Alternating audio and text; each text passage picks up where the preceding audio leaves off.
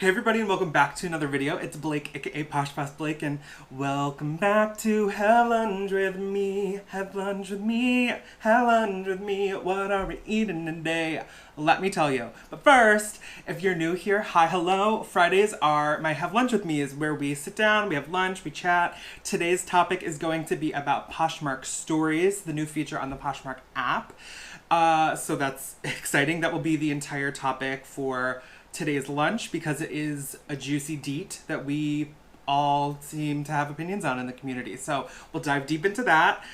For my returning subscribers, hello, welcome. Thank you so much. Everybody give this video a thumbs up. And if you haven't subscribed, please think about it. Please. Thank you so much.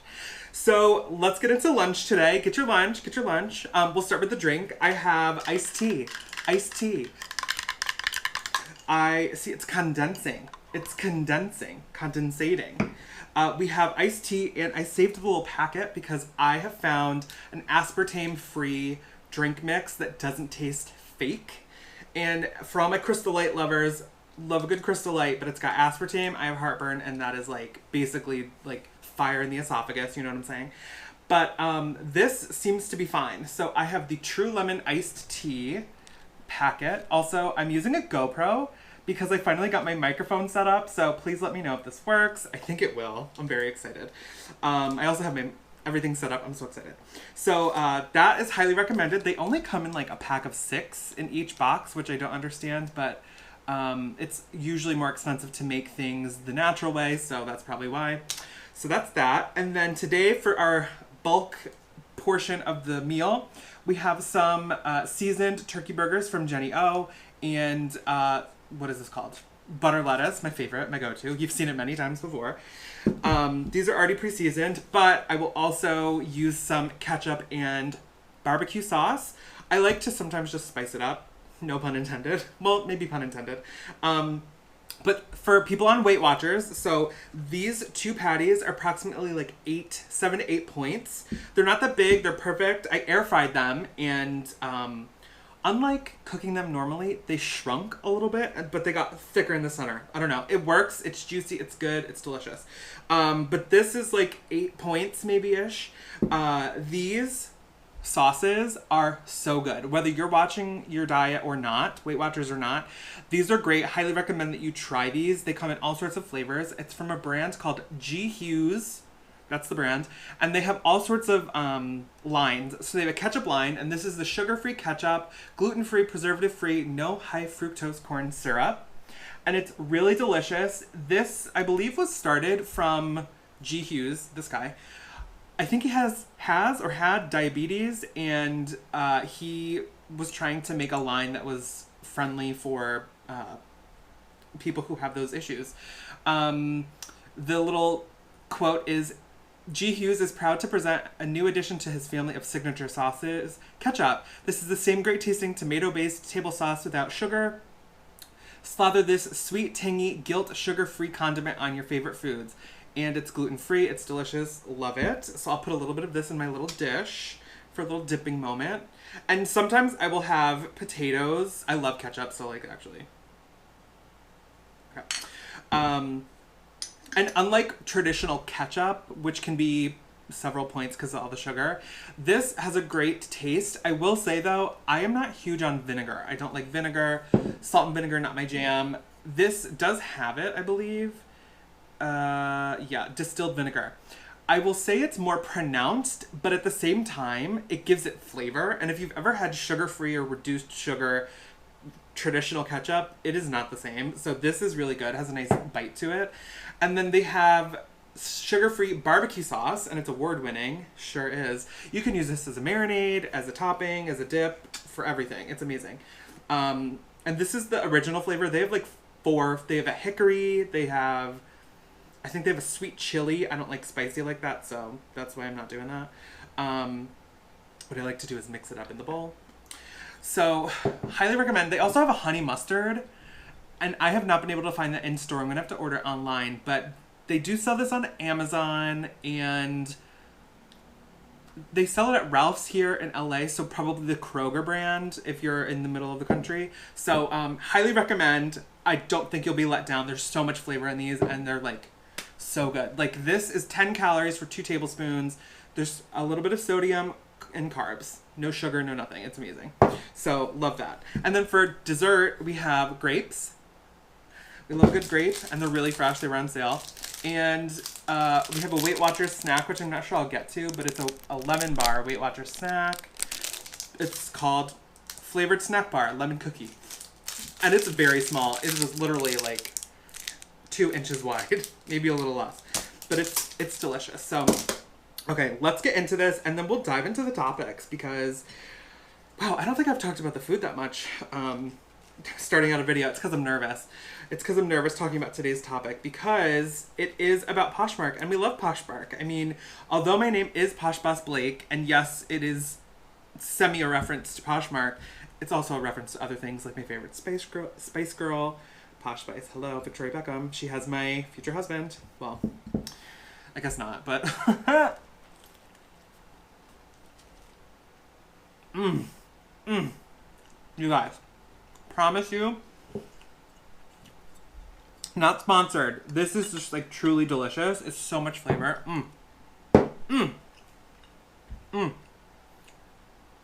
Okay. Posh Spice. It's also posh as in like expensive. You know, over in the UK they say, oh, so posh. So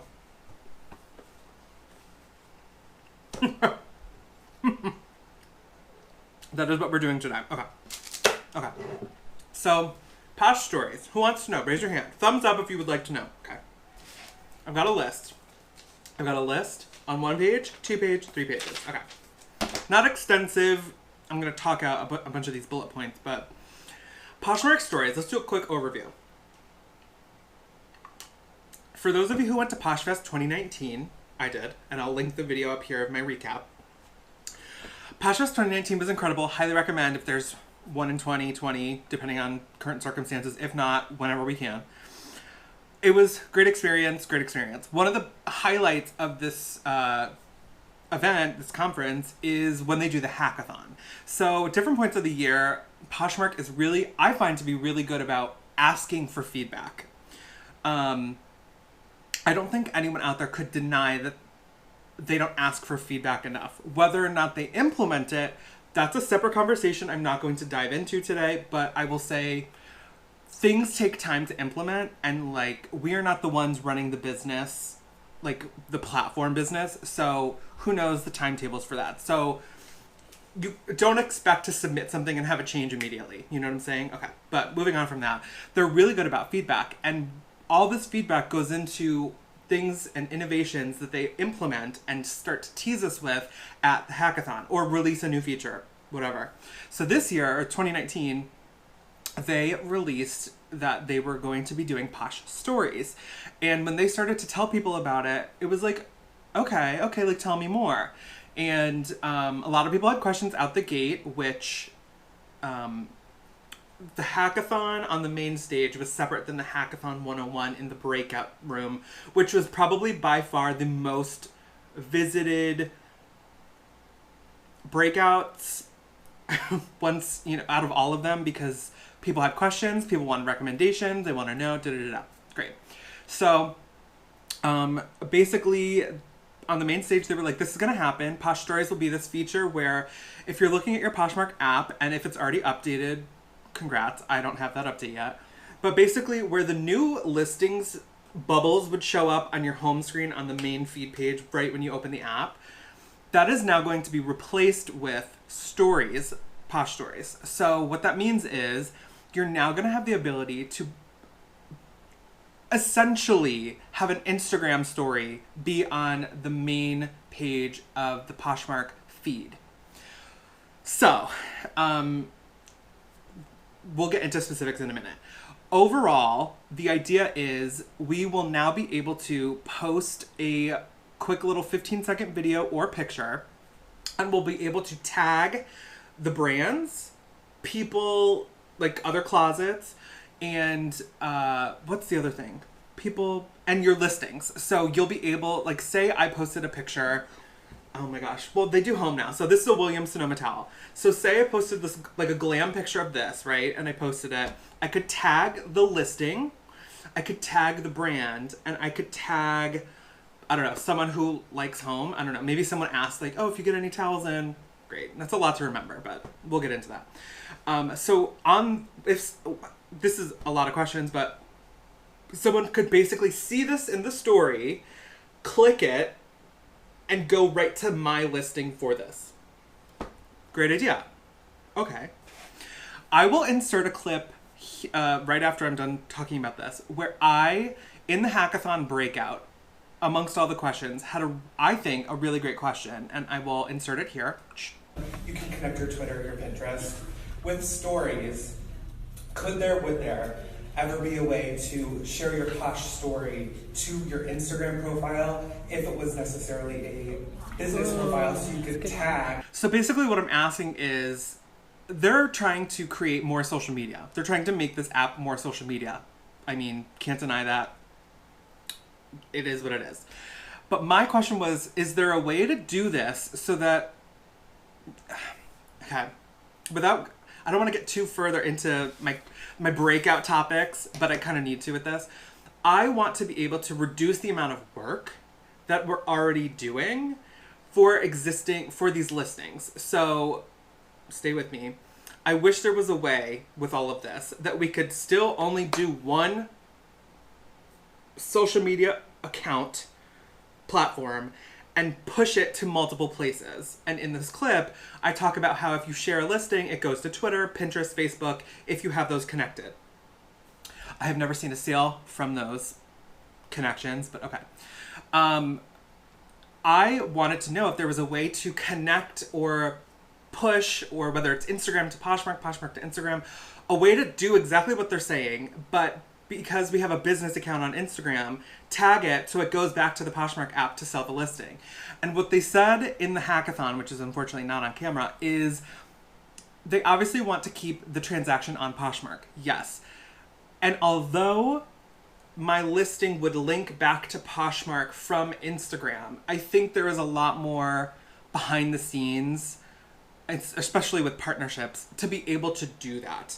Can't really speak beyond that. I'm just relaying what they said. But basically, the transaction is not necessarily on Poshmark initially. So if Instagram starts allowing this feature, maybe they're going to want to cut. Maybe that's a reason, which I understand. So ultimately, this is going to be like another thing that we are going to be encouraged to utilize, to do, to try. Okay. So that was a lot. Okay. So we'll get into the questions, because now there's a lot of questions.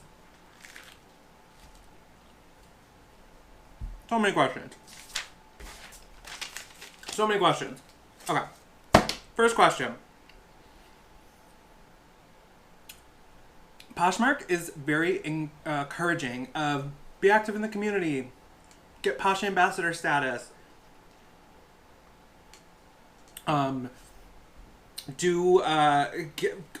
follow, share, get as many followers as you can. And so this leads me to my first question. How?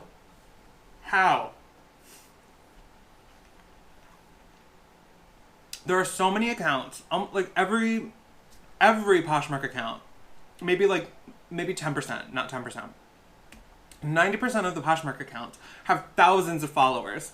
And the people who have been on the platform for a while could have literally 1 million followers on their closet. How in the heck? Oh, by the way, these stories only last for 48 hours. Okay. Oh, and I could tag you in something and that will then show up in your story, which will lead me to a con later down the line. So we'll come back to that. But overall, how am I supposed to see someone's story if I have 60,000 followers? You know what I'm saying? This is I think a very valid question. I don't understand how that's going to work. Especially because, oh my gosh, there's so many. there's so many directions I could take this. Like, it only lasts for 48 hours. There's no way 60,000 people are going to see that in 48 hours. So why am I going to spend, this is my first question, or my second question, why am I going to spend time on something that's going to disappear like that? And you might be thinking, Blake, you post stories on Instagram and they only last for 24 hours. Right, but I'm not, for the most part, I'm not ever selling on Instagram. Yes, I have tried and done that, but that's not like that's not my main platform to sell things. Poshmark is. So how am I supposed to attain visibility? Okay, well here's where some things that have been announced come into play. These stories will show up in chronological order from oldest to newest. So say I posted something right now. In 4 hours, someone else posts something. Mine will still show up first in the line. But when there's 60,000 people doing that, how's that going to work? Like, genuinely, how is that going to work? I don't...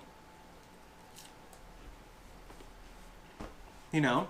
Also, feel free to, like... Let's have constructive comments down below. I think it's very important to obviously speak your mind. This platform is very good at asking for feedback.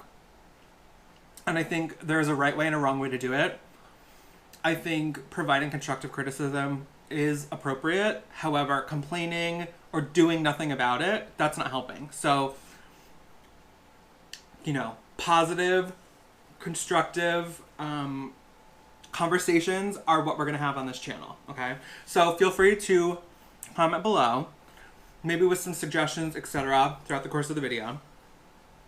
But anyway, that's like a really big thing. And I remember at Posh Fest, when they announced this, instantly at the tables, I've got 200, like not me, but, you know, conversations. There's 200,000 followers on my closet. How is that going to happen? Great question. And that apparently is not determined yet. But leaking into my next thing is, how will this affect the algorithm? So if you were at Posh Fest again in the hackathon breakout, someone asked, what about the algorithm?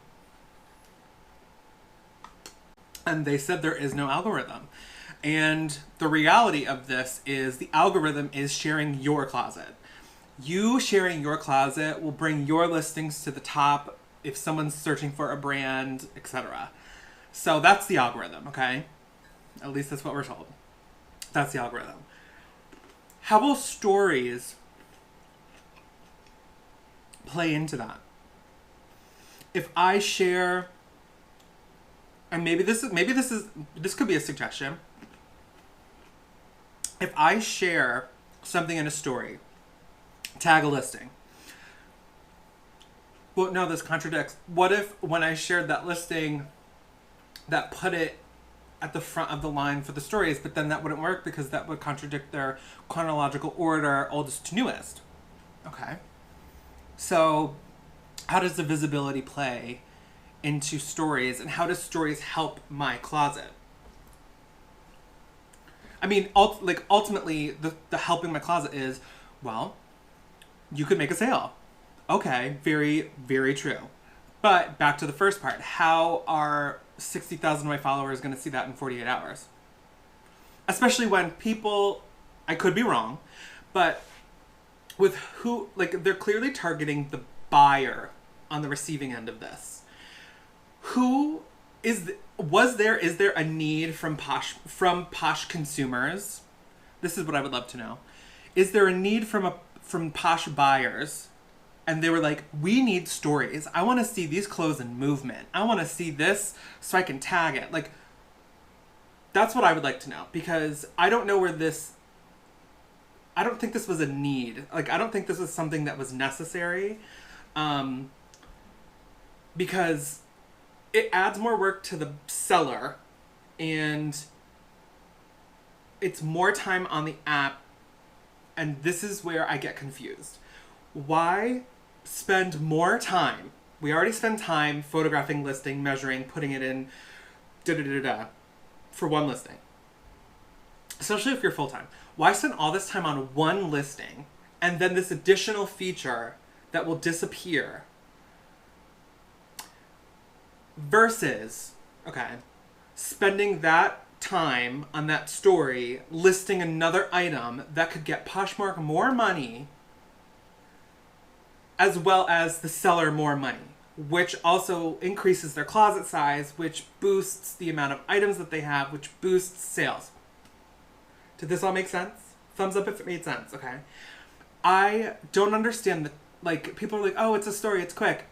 It's not. Like, if people want quality content, look at Instagram. Like, people have curated looks, aesthetics, da-da-da-da-da-da. And, you know, for people that do this full time or are heavy part-time sellers, etc., I don't understand wanting to take that extra step on something that isn't going to necessarily be visible when we already don't get numbers on how many people have seen our items, regardless of stories.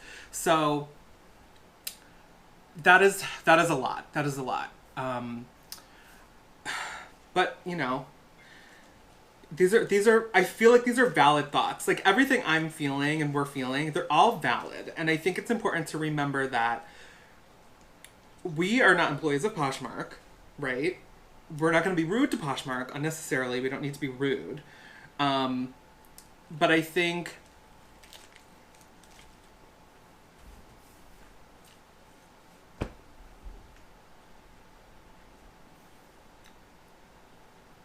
it's important to remember that we feed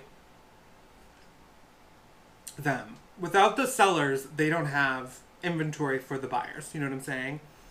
So just as much as we need them, they need us more, because if they don't have the sellers, they don't have anything, right?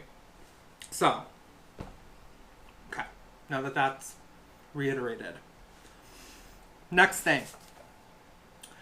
What is the incentive for stories? Like, why should I start doing stories? Kind of answered this a little bit ago. More visibility. But, again, visibility, not just among your followers in the bubbles, right? But also your items can now come to life. So for the for the people that work on vintage clothing or have vintage clothing, like my friend Laura Von V. And she is a model of her clothes. Really good, by the way. So Laura Von V on Instagram and YouTube. Check her out. Oh my god. Stunning.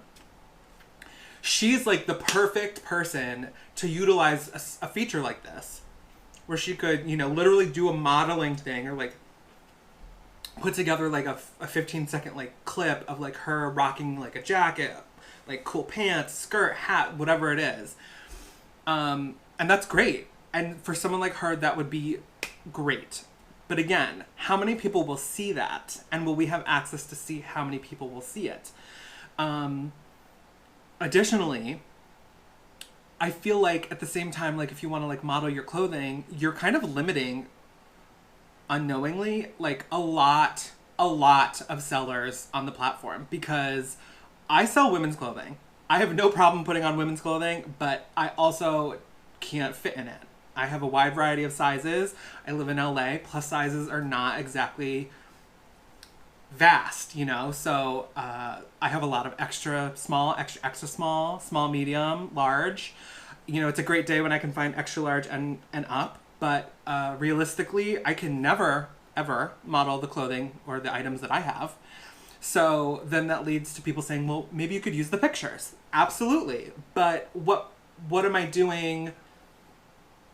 At what point in my process am I taking the photos or videos for that one listing? You know what I'm saying? Like, this just seems so time consuming for one listing.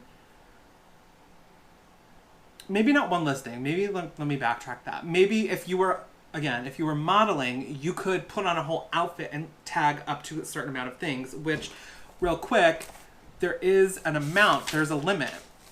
So you can tag 10 brands on one story. You can tag 5 closets, people, and you can tag 5 of your own listings. Okay. So, yeah, if you could, like, I don't know, is this putting more emphasis on if you're taking a photo to style a flat lay? Because I'm already trying to sell the listings that are in my closet. Why then do I need to additionally post them on stories when you're telling me also to share my closet a bajillion times a day so I can make a sale? So that's frustrating. My next question, and I hope you all love this one because I think it's a very valid, so valid. Why is stories, like why stories, period, question mark, why not one video tile for every single listing that we have? I feel like you're all, yes, I feel like you're all looking at the screen, clapping. This feature seems misplaced and I feel like would be better suited if there was a video tile. So 8 pictures, or maybe, I don't know, up it to 12. Or if you're all about the numbers and you don't want an uneven number, 7 photos, 1 video. Right? Right? And maybe the video could be the first thing that people see. So people could see like a flowy, sparkly dress. People could see like someone modeling a dress. Someone could see flipping each side. It would help with better lighting. That just makes sense. You're already photographing each listing. You don't have to take it off, model it. You don't have to set it up additionally. You can just take 15 more seconds to do that on that listing. I think one video tile on a listing would just make so much more sense than trying to put it in stories. Because again, people with 2,000 to 200,000 to 1 million followers on their closet, there's no way people are going to see their stories. But what they will see is their listing when they share it that Poshmark tells us to do to get more visibility. Okay? Okay? Okay. I'm going to take... Whew, wow. This is a good topic for today. Also, and maybe you didn't think it, but I didn't mean to have tea while I'm spilling the tea. But I guess it's funny. But like, let me say this, midway. I'm still using Poshmark. I still enjoy the platform for the most part. I'll dive in more to my final thoughts, but this is not bashing Poshmark. I think this is just like, I don't understand this feature when other things could have more priority. A lot of people felt this when they released it at Hackathon as well. Like, stories, why not a video tile listing? Great question. Okay. So my next set of questions before we get into the pros and cons is, where is Poshmark going? Do they want to be a social media app like Instagram? Or do they want to be a business? I don't think there needs to be a one or the other present day. But I do think the focus needs to be clear to the people that are using the platform. Because when this was announced, even at Hackathon, I was like, they're trying to be Instagram. They're trying to be Snapchat. I don't think that thought didn't come across anyone's mind, because what else do you have to compare it to? Like, it literally is that. So this is where I get confused. I'm like, you're trying to encourage engagement, but I look at Poshmark as a selling platform. I'm not looking at it as social media. And I know you can use social media, and I do, to sell inventory or items, whatever they may be. But we have those platforms, and I don't think people are looking for another social media platform to have to manage. And it's just like one other place to have to create more content and spend more time on. You know what I'm saying? I think the concept is great. Like, I don't think anyone is knocking the concept. I think it's a great idea, but I think it exists on other platforms, and I think it exists in places we already have and already do spend time. Does that make sense? Okay.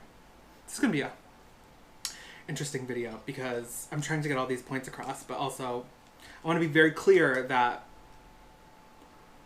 you know, the ideas and intentions are fine.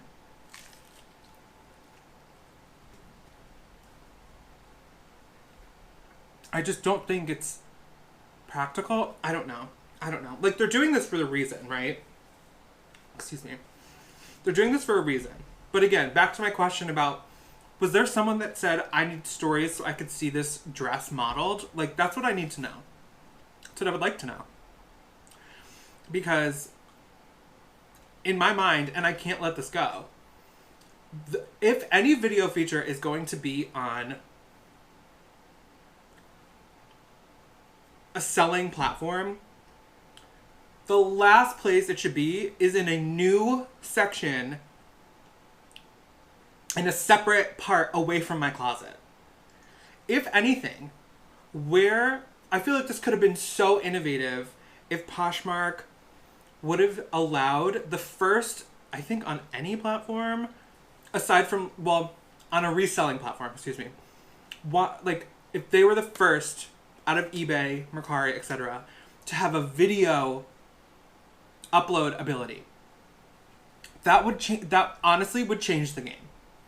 It would, like, there's stuff that's hard to photograph, especially when there's a shimmer to it, a sheen, certain colors, they're hard to photograph, etc. How innovative would it have been for Poshmark to include a video tile amongst the listing of photos in your listing, to then be like, oh gosh, and then look, there's a video capability. Websites do it, Nordstrom does it, DSW does it when they do the like shoe modeling, or when Nordstrom says, oh, look at this cute dress, you could pair it with this kind of boots. It's not forever, it's just a way to see the item in a different light, literally and figuratively. So I think that they missed the mark there, unfortunately. Will I be using these? I don't know. It hasn't come to my phone yet. I will obviously look at it and play with it, but I'm going to focus my efforts elsewhere.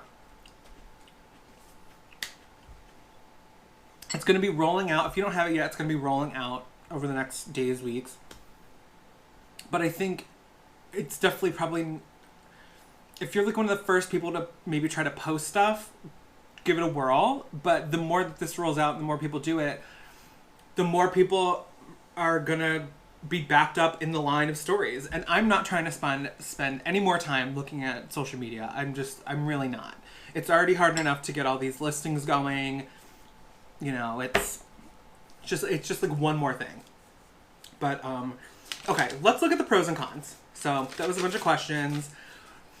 We initiated some chat, and I think now it's time to dive deep into the pros and cons. Let me start with the pros. Okay. You ready? Pros. It can give movement to clothing that otherwise wouldn't have it. Again, I think I just mentioned this.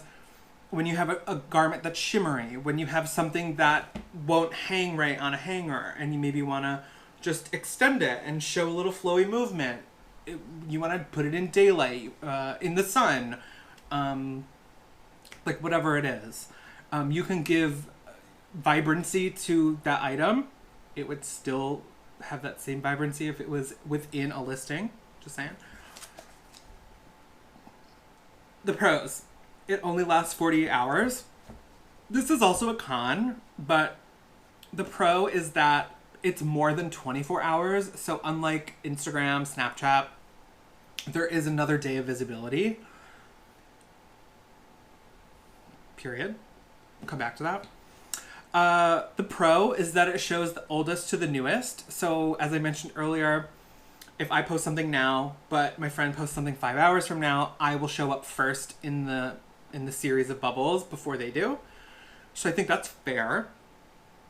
Because right now, like Instagram, it's just like who you follow more. And those, prominent people come to the front of the list. So I don't mind that.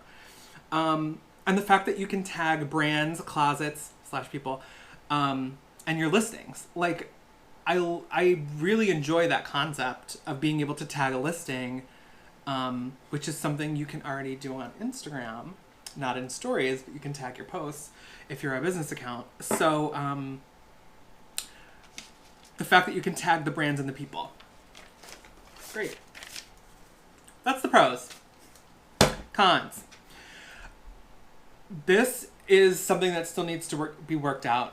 Obviously, there will be issues as this rolls out, and they will perfect and, work it out. But if someone tags you in a listing, so just how I said it's a pro that you can tag someone, like say I have Betty Boop over here. Actually, Betty Boop is a reference to someone on YouTube. Let's say you have like Joe Schmo. Joe Schmo tags me in a listing. Maybe I wanted them to, maybe I didn't. Let's assume I didn't. That will then apparently show up in my stories, which I then have to delete. I don't have the option to approve from what I know as of today. So I'm not sure how that's going to work out because as a lot of us can relate on Instagram, okay, or even when host pick stuff happens, there's a lot of spam, there's a lot of notifications, tagging, etc. that happens, and that is bothersome and it distracts from being productive. So I hope that if someone's trying to tag me, it gives me a private notification and does not show up in my story. Why would I want that there? Okay. Next, con. Modeling clothing. I said this earlier. If you are not someone who buys or is selling just your own wardrobe, if you can still fit in it, like you are limiting the amount of people that can model their inventory. So, that's pretty self-explanatory, right? Okay. You're just limiting people that can't fit into their own inventory, which I don't think is something that'll lead me to my next con.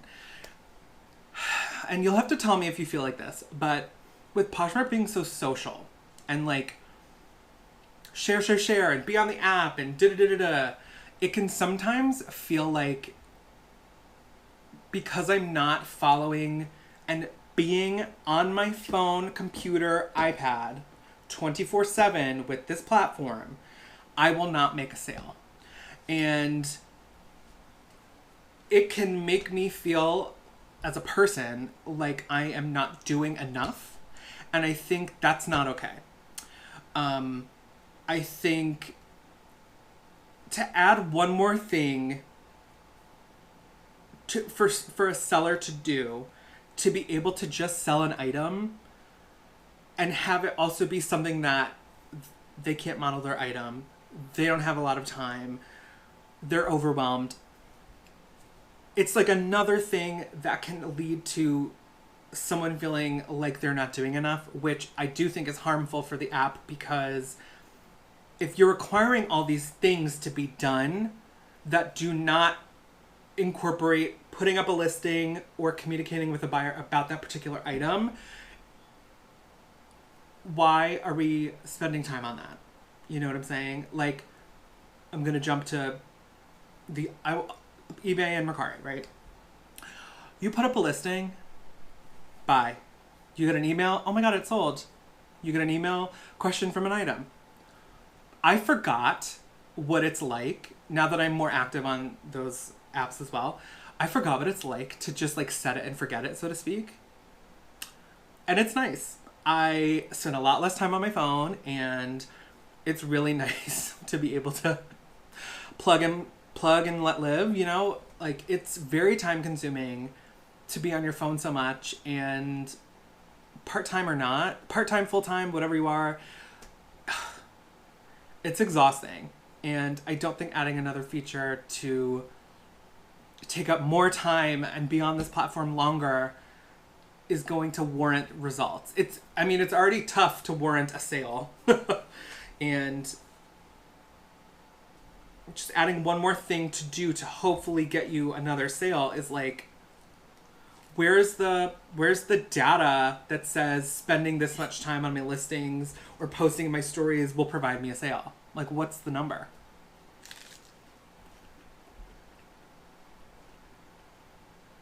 Is there a proven amount of listings that I need to have in my closet so I can consistently have a sale?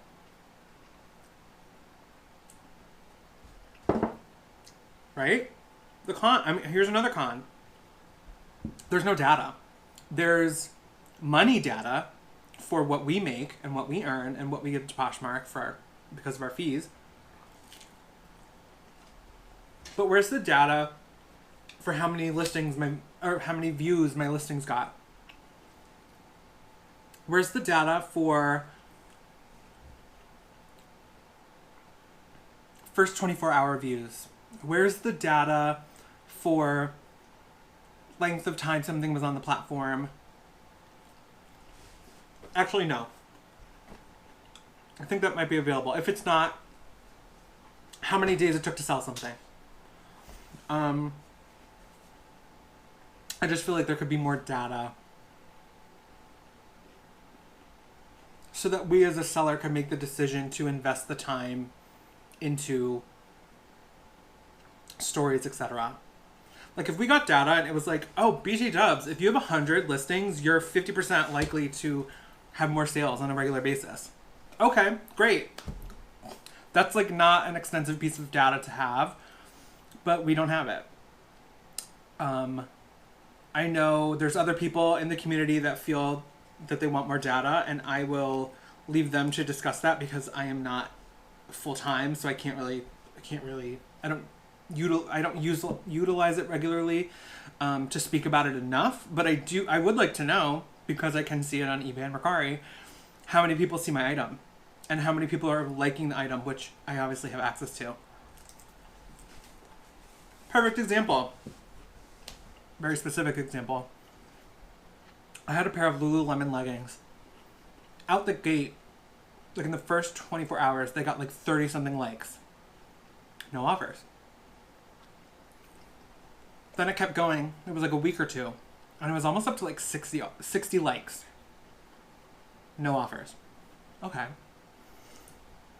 So I'm like looking at my listing and I'm like, everything's right. Like my price is reasonable. My listing is correct. Everything's correct.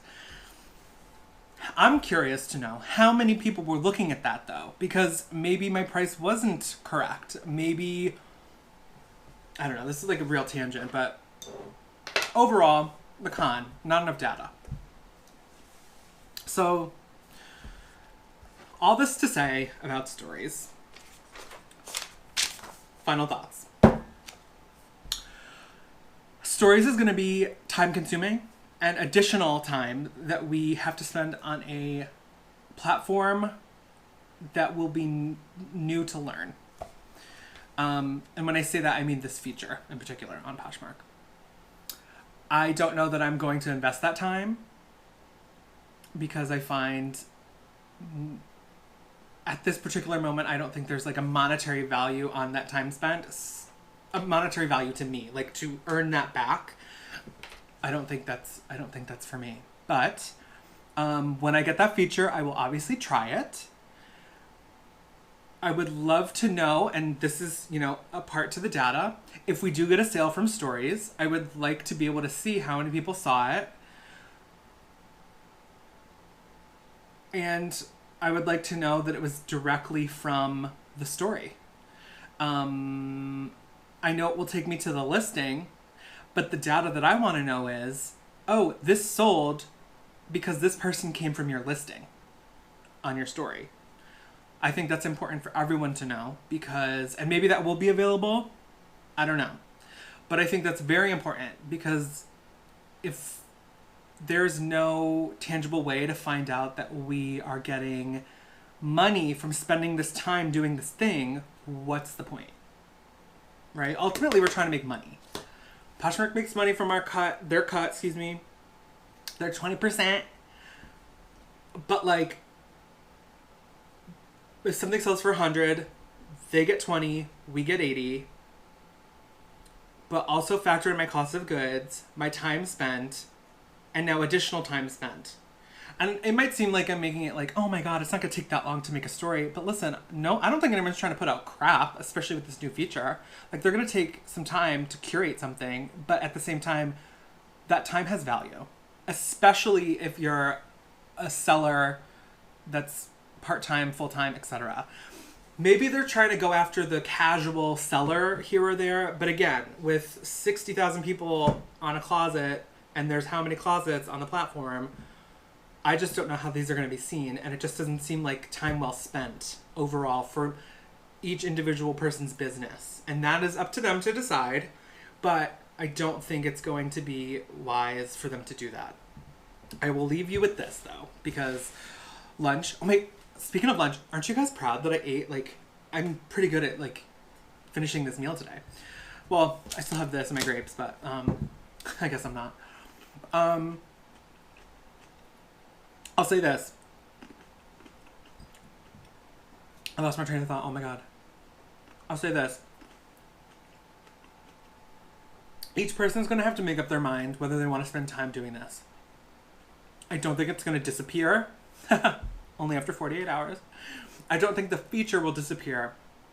But I would like to see this feature shifted to be within each listing. I think that's enough. I think that's time well spent. And I'll set it up for you even more.